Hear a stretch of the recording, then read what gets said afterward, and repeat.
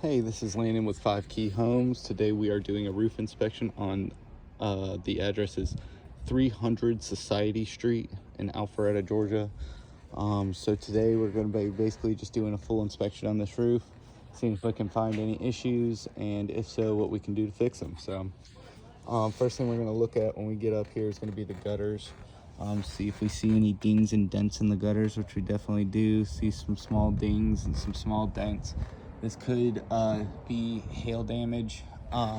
There's not really a ton of trees. There's a little bit right here, but on both sides it's very close. There's not much tree coverage, at least. But the gutters definitely are getting some pine needles from these right here, so maybe, as well as changing gutters, probably get some new gutter guards going. I don't see necessarily anything we could maybe get insurance to pay for hail wise, but there's definitely a possibility in some hail on these. This flashing needs to be re-nailed back down. That's sticking up too high. It can be pushed down, flat with the roof. That way water can't be blown underneath it. And that nail head right there just needs to be sealed up as well. You got gutters pulling away from the house because the nails are becoming loose. So that's because of the weight in the gutter due to them being clogged up. And then when it rains, nothing's able to drain down the downspout. So let's climb up here. This looks very mossy and has a lot of staining on this part of the roof, so it's probably going to be a slick part, so we'll be careful getting up here. All right, here we go. All right, so I'm seeing a soft spot right here already. So this area probably has a leak going on right here, or it was a previous leak, but doesn't look like these shingles have been changed at any point, so I'm guessing it may be still an active thing. So granule loss wise, we're looking pretty gone. It's missing a ton of granules, so definitely an older roof. Has some years to it for sure. Because it has so much granule loss on it, it's hard to tell really what's hail damage. Hail damage would look something like that, like a divot into the fiberglass mat. But with so much granular loss, it's missing most of it, but it'll look like things like that. That would be kind of a hail damage mark right there. So we may have hail on this, but it's going to be very hard to get it bought for hail, just because you can see there's more fiberglass mat showing than there are granules on most of the roof. So up here we have 2 box vents. These box vents look like they're in pretty good shape. The nail heads are sealed down, so that's always a good thing. Also, this pipe over here has been painted and everything, so that looks great. That's a good thing to do to keep your pipes from rusting or anything like that. Making sure that they're always painted. The next thing we're going to look at up here is going to be these ridge shingles. So these are field shingles. These are architectural style field shingles, the same shingles that are on this whole roof right here. Now, you're not supposed to use these on the ridge vent. So this looks like it was possibly a repair that was done. The reason I say that is because there are ridge shingles right here. And there are ridge shingles down at this end. So my guess is that the rest of the house has hip and ridge shingles on it. So my guess is that either they ran out of shingles, because these do look the same age as these, so maybe they ran out of hip and ridge and they just finished it off with these. But this is not the correct shingle. If you bend this, it will crease and crack, and this could cause leaks as well. On this side, we have 2 turtle vents again, or box vents, either one. So 4 in total. All of them look to be in great shape, no cracks, no nothing like that. But what we can see on them is some possible hail damage. So these little dots all over this are signs of things falling on it. A lot of these could be hail splatter, but I mean, again, it's very hard to say. All this fiberglass showing inside the shingles. So you can see this is a very old, worn section of the roof right here. It's definitely a worn roof. You can see just the difference in color from there to here. These are the same color shingles. It's just barely gets any sunlight on that side of the roof right there. So, all right, we'll take a look at this chimney next and see what we got going on there. Chimney siding all looks to be in great shape. You can see that there's actually been a repair done on it.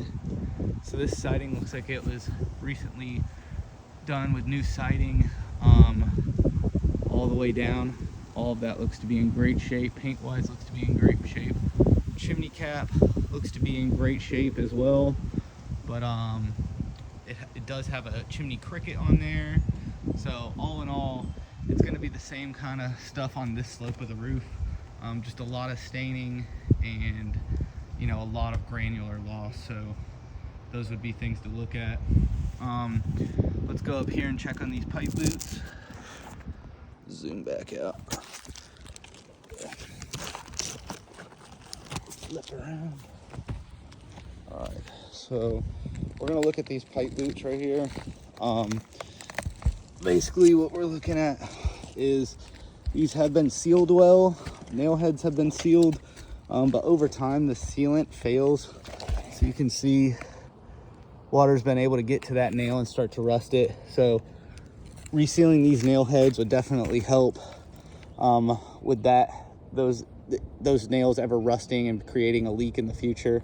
Also, what you can do is you can add a rain collar around the outside of this pipe, and that will basically be a sacrificial piece to protect the rubber around the pipe so that you never end up with an actual leak from your boot. A rain collar looks like that.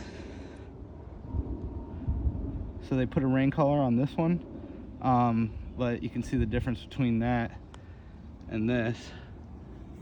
So it looks like one of these pipes has a rain collar on it and a swoop. So I'm 90% sure that that used to have a leak. And the reason for the swoop is if the pipe itself is broken somewhere down in the wall or in the ceiling, that putting that swoop on it will keep the rain from actually raining down into the pipe, and keep that crack from leaking. The other thing would be to put the rain collar on it in case this seal had failed, and that would solve both those issues at once. So whoever did that repair did a good job, because you're hitting both items it could be all in one repair. Other than that, we have a ton of box vents up here. I don't know why there's so many box vents on the roof when you have ridge vents. Normally you do one or the other. You would get rid of these box vents for the ridge vents. Maybe it's because there's not a ton of ridge for the space of the attic, but I think your better bet would be to get rid of all these box vents. If you ever did the roof in the future, get rid of all these box vents and just add maybe 1 or 2 power attic fans for the entire space. The ridge vent should be able to handle the rest of the work. So that would be my recommendation on that, just to keep any of these things from leaking and creating other problems in the future. So going up on this back slope, I have a lot of nail pops and stuff going on. That's coming out of the decking. That's a decking nail, so odds are that decking has some rot issues going on to it as well. And that leaves us with the front slope of the roof. As you can see, these hip and ridge shingles have been torn on this one right here. So normally what that is squirrels eating at it, trying to get into it. So we could repair that shingle as well, just to make sure. I don't think it would be causing any issues, but just to help. Again, on this end of the roof, it's gonna be very hard to see any kind of hail damage. There's so much granule loss. I mean, it's just toast. So, you know, my guess, you know, this shouldn't be too old of a roof. It has ridge vent and stuff, so I'm gonna say that this roof could be up to maybe 18 years old, somewhere in that range, 15, 18 years old, but it has gotten beat up over those years. So for an 18-year-old roof, this one's looking pretty bad. There's not much granules left to protect the roof itself. And just looking down there, you can see a ton of granule loss, but not a ton of like full creased shingles for wind damage to be a problem. So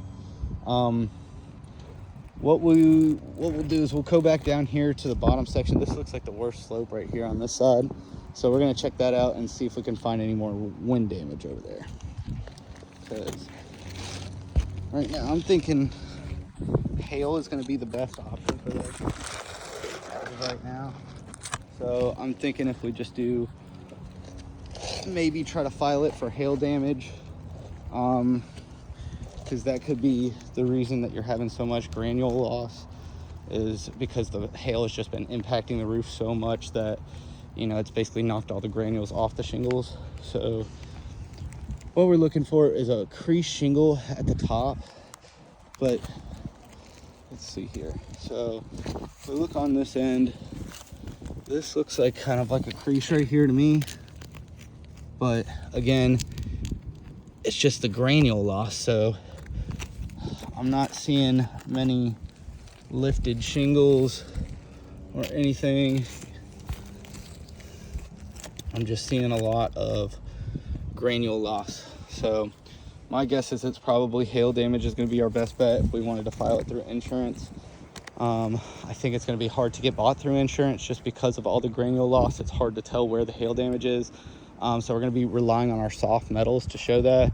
The only soft metals we have up here on the roof are that pipe vent, which definitely has some hail damage, and this pipe vent over here. So let's crawl over here and we'll check the top of this one. So see, you have a good bit of hail damage going on. You can see all of these little marks where the paint's chipped off and stuff. That's all going to be where hail hit the roof. All these little tiny dents are going to be where hail hit the roof. So that's what we're looking for. We're going to go down and do a walk around of the property, see if there's any other soft metals we can maybe get some hail hits on. And then we will go from there. But this roof has no active leaks. And if you guys have any questions, my phone number is 770-366-1330. Thank you so much. Have a great day.